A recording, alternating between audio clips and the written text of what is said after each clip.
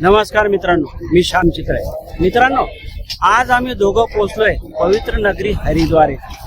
गंगेच्या पवित्र तीरावर वसलेलं हे शहर फक्त एक पवित्र तीर्थक्षेत्रच नाही आहे, तर पूर्ण भारतातील जनतेचं हे आस्थेचं ठिकाण आहे.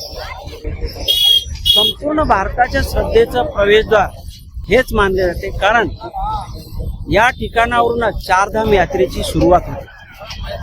तर चारधाम यात्रेची सुरुवात हरिद्वार मधूनच का होते हे आपण सर्वप्रथम जाणून घेऊया.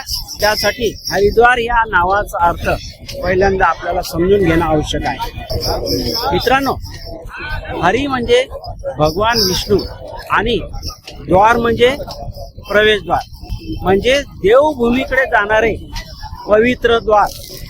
उत्तराखंड मधील प्रसिद्ध चारधाम यमुनोत्री, गंगोत्री, केदारनाथ टेम्पल आणि बद्रीनाथ टेम्पल या सर्व यात्रांचा प्रमुख मार्ग हा हरिद्वार मधून जातो. प्राचीन काळापासून यात्रेकरू या गंगा घाटावर स्नान करून माँ गंगेचा आशीर्वाद घेऊन नंतरच चारधाम यात्रेला सुरुवात करत असत आणि आता ही यात्रा अविरत सुरू आहे. आपली पवित्र यात्रा आपण या ठिकाणावरूनच सुरुवात करणार आहोत.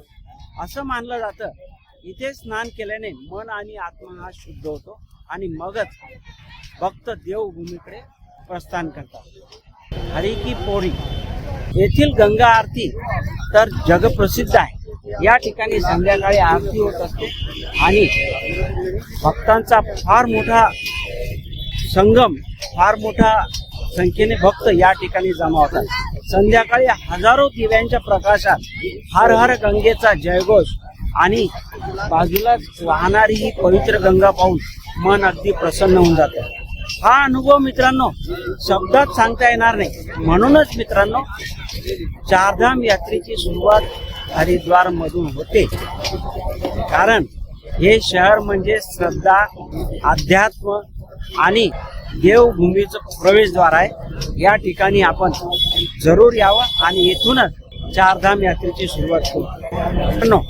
आता आम्ही दोघ जण या ठिकाणावरून यात्रेची सुरुवात करणार आहोत. आम्ही एक गाडी घेतलेली आहे. 3,500 रुपये प्रतिदिन याप्रमाणे आम्ही त्या गाडीने प्रवास करणार आहोत. आता आम्ही प्रत्येक वेळी तुम्हाला या यात्रेचे अपडेट देत राहणार आहोत. आमच्या सोबत राहा. धन्यवाद.